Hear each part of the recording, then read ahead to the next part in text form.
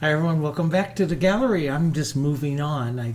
We're now on to rows 23, so we're getting there. We're getting there.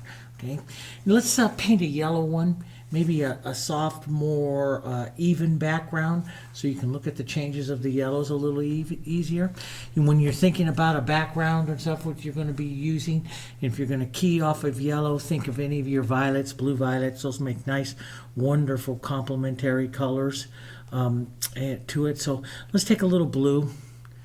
Let's take a little bit of the burnt sienna to tone that blue, soften that blue down, change it slightly to a violet with a little bit of our quinacridone violet. We'll lighten that up. That's kind of a real pretty soft blue. And I'm just going to add some water to this because I want this to dry fairly quickly here as I work my roses up above it, on top of it. So we'll do a real soft overall blue. Same colors I've worked with before, you know, on the palette there. As I'm putting this on, my Hansa yellow, yellow oxide, the naphtha red light, burnt sienna colors, love that burnt sienna, pine green, phthalo blue, quinacridone violet, red violet, black and white. And we'll put this on real nice like this, and I'm just gonna wipe through just softly, let a little bit of my original color show through every now and again, but it'll all dry kind of soft. Sometimes I'll put a light source onto the top of this, just a real soft. I'll just add more light to it, and we did the last one facing that way, so maybe I'll do this way, but I'll put in a little bit more light. Like I say, I'm an artist of light. I like to paint the light and dark of objects and the warm and cool. That's what I like. So I'll push a little bit of this slightly lighter back here up into the corner. That makes just a real nice, pretty and soft background here. And I'll drop that brush into the water. Let's go back to our 8 or 10 flat. Let's grab some of our yellows. Now I'm going to grab the yellow oxide here because it's my more opaquing yellow. And I'll lighten it up here. Little Hansa, little yellow oxide. Yellow oxide by itself makes it softer because it's more toned. It'll make a softer. The Hansa yellow makes it brighter here. This makes it a little bit more softer. Now this is wet still, so it'll pick it up a bit, but we'll put a nice yellow rose coming off of this side here. Here like this. Figure out about the size of it here that you want. You can lose the edges, soften the edges out here. Use your finger to push it into the background. Keep everything soft to begin with. It's kind of pretty that way. Let's leave that and let's do some white daisies with it. Let's just do one rose. But if you're going to do one rose, you know, rather than isolate the color, maybe push a mark or two of the color down into your background here, so the viewer picks up that color moving other places into your composition. So it's not just going to be one place here. That's just a great way to look at it. Blues, violets, you know, you can even take some of the blues into your rose here. Let's go, you know, yellow roses are pretty with red centers, red violet centers, real pretty colors. Let's start. So you come in about a third of the way, up about a third of the way. Remember, we're practicing our roses, right? You want to be able to do this in your sleep so that your confidence increases. When your confidence and your speed increases, your roses get prettier and prettier and prettier. So it's a repetition, repetition, repetition. Do it again, do it again, do it again. Let's create that cooler shadow side there. See, that's just kind of a nice. It already starts to look like a rose. Let's put a little more depth and contrast right in here. Just boom, a little more depth. We'll leave a little bit more of a movement mark into it as well. Won't smooth that out quite as much. So you can see we can get some more. Let's put a little more dark right in there like that and around. That's kind of pretty. Wipe that, pinch wipe that brush, pick up some of my yellow oxide. Let's just put some yellow right into that. Little different way is I know I've got to push out some of my cool color here for some of my yellow, and I'll just grab some color and push it in like that. I don't want to do it too many times because I'll blend it, and I don't want to blend it. I want to leave some of that nice color mark, some of that nice see some of this nice kind of modeling around like that. That makes a pretty flower, okay? And I know you want to touch it and do all that kind of stuff, but you know, you got to remember we're going to build up on top of this, and that's going to make it look softer as we build. So try not to fight that urge to touch it again and again. Let's come up here. Let's strike our heavy light. Boom. Wipe the brush, pick up a little bit more. Strike that bowl. So we build that bowl. Let's pick up a little cool color, a little more yellows right here, and just reinforce the bowl with a few strikes. So you can see, pull down here. Doesn't make a difference what angle you are, but I try to, whenever I'm going to stroke, I try to feel the movement of it. So right now I have a V shape right here. I could take a little bit of both and cross across like that to help round that bowl. And so this is a real good way to learn how to paint a rose, in that you try to do it with different, what we call marks. Not as much as strokes, but marks of color. So let's push a bit of this around into the back, maybe the back edge back here, like that, around, maybe a bit coming down in. Here's some of that nice movement, bit of that light, that color coming back here. We can push to soften it back or so. Makes nice, but marks, you know, this, you know, it's like when I was studying, when I study all the time wildlife painting. When I study wildlife painting and stuff, it's this, you know, how do you make the shoulder of an elk or something come out without doing a lot of blending? And it's the power of the strokes, you know. It's the power. So we'll put a little more light. I like little marks like that, little broken up marks. I think that adds a lot to it, especially in contemporary looks. And boy, I tell you, when I paint more contemporary roses, they sell really well for me in my galleries and stuff. So I like those. So I'll pull the mark in, widen it out here, stopping at that bowl. You can push to incorporate it into that, but don't get rid of all your colors. Push to incorporate here. Let's pop in a little bit more here, a little more color, a little more power. Here, push that in to that. I just like that. See that modeling, that movement there. Try not to get rid of too much of it. Here, let's pop this in and let this round over here. Right back like that. That puts the roundness into the rose. Let's get a little more textured light, maybe some Hansa into that. Here, use yellow oxide if you want your rose to be more soft or toned. Okay, build up that a bit. Let's put another little mark right here to close off the edge of this rose there to the front. We can open it up or close it off here. I kind of like that. I'm going to go more yellow oxide, a little bit of red into it, and light. Kind of like that, just softly closing off on this side. Maybe just a bit of that light just on the edge to suggest a little curved petal there. Right down like that, just a little different way. Just creating the movement in there. Let's build some light, a little Hansa, nice thick. Build up your brush, nice thick paint, and strike that petal right there. And go back down to some softer color, a little halftone softness. Strike it. See if you can strike it once or twice and leave it without, you know, you can push, but try to control your color so that you don't have to push so much, so that you can leave the power of the brush stroke, or the brush mark actually in there. A little different way, and that's what gives you so many different looks to your roses, is whether or not you use the softening mark of the finger, or if you have the powerful brush mark here of a particular color here. You know, can you leave that in there? Let's take a little bit of that yellow oxide, some of this color, and just soften that just a bit. like that power here, like that. I like that power coming around. Now, right in there, see, I'd pick up a little yellow, a little red. Let's see if we can do it in one, maybe two marks of the brush, just to soft. See that? Boom, movement right there.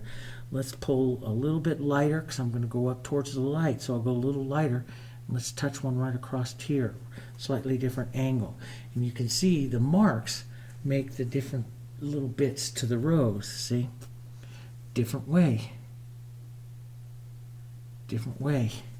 We can grab more of a chisel if you want to make a more of a chisel line to the rose there. You can soften all of that with your finger, but try to leave the marks this time. So that rose is a little bit different than what we've done before. So not too much with the finger, pushing that in. And what that does is, that's just really good practice for you to, some of us will stroke quite heavy and we start to learn just, wow, that finger does great stuff for establishing the movement. Now I want you to start thinking a little bit about the brush mark itself, planning the angle and the severity, or really what you're going to do with the brush mark itself in controlling that rose. Let's take some of this burnt sienna and some yellow. Let's come out right out here like this, and let's put a few little nice daisies right here with that, maybe coming down this side here. That's kind of nice. We'll put a little touch of yellow into there, so we'll carry that color in here.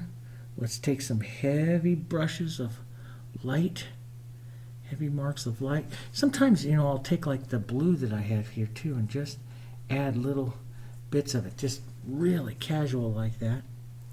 Then we'll pick up some light and let's pick up some more and mark our brushes here. Then you can push in and out just lightly, and you can see that pushing in and out really moves those colors, see? But try to paint them here very soft, or not soft, but very quickly with some textures here. We'll paint them a couple times here, but paint them real heavy. Control your brush marks. Control the angle here and of your brush marks. Nice practice one for that, so those angles here. And let's pull some in here. Let these just diminish down like that. Now, we can take some of that yellow, burnt sienna, maybe even a little bit of that blue, push some color in, and you can push in and out to set that movement here to those petals. Just push in and out a bit. Set that nice movement there to those petals. Just like that. I like to do daisies like that. Now I'm going to let those kind of tack up or dry up just for a minute. I'm going to revisit the front edge with a little yellow, little bit of my yellow oxide stuff right up here. Just pull some more yellow here on this side of the rose, just to get that, maybe even a nice little chiseled petal down here like that. Push that in right there.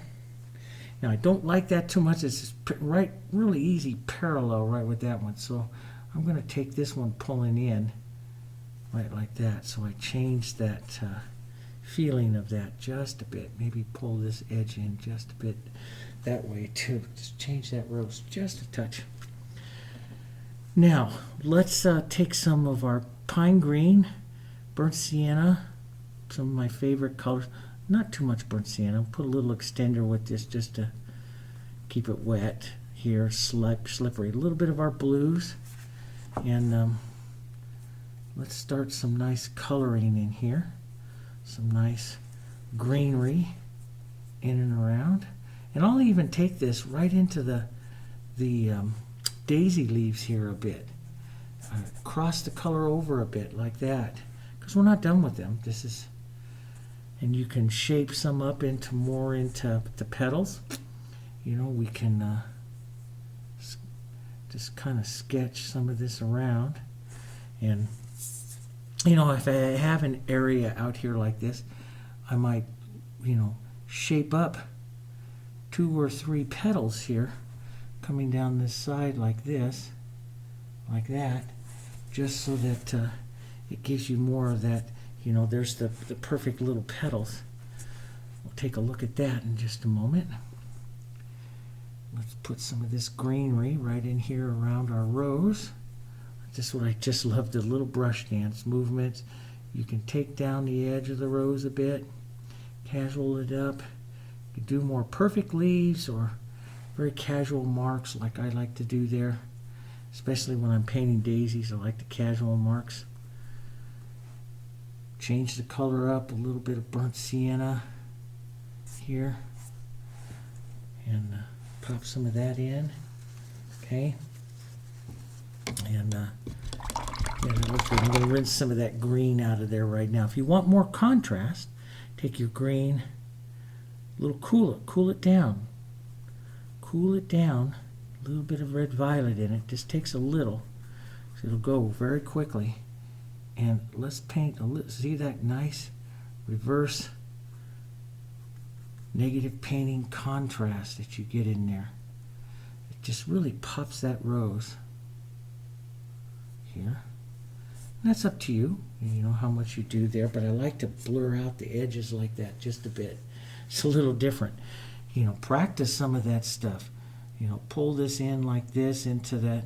You got all that wet paint there. Make sure your hand's kind of clean, and then just pull out like that, and see you get that nice movement. And we can reset some of that, but it's just nice, real quick, confident movement within your painting, and that just does so much. It does so much for the painting, for the look of the painting, the confidence that you have. You just do it once. If you do it again, it'll blend out and you'll lose that lovely little movement, you know, that you have there. Let's just take some of that that color here. Cool that down. Let's just add this right into like some stem lines here, coming out on these leaves here. A little bit of that movement. You know, I love the contemporary painters, the representational is what a lot of artists call themselves today. The representational artists that just make the movements in like that, because it just makes it. It's just a pretty little thing. Now you can clean up some of those edges, lighten them up, clean them up. We can get a little haunts on a little edge. You know, like I always say, go back and visit your center of interest several times. You know, during a painting. So I'll pick up a little more texture, a little haunts, a little white right back here, and maybe push that edge up just a bit more to define that edge. I'm always a big advocate of, you know, revisit that, your center of interest. Make sure that this rose is right where you want it to be here. And let's just take a little bit of that yellow oxide and stuff and just push that movement. Don't want to lose all that other stuff I have going on in there. Remember, we don't want to paint all the roses that we're doing this entire challenge all the same, right? We want some variation. Let's go back, build on this with some light, and set some of these nice light blossoms in there. Revisit those just a bit.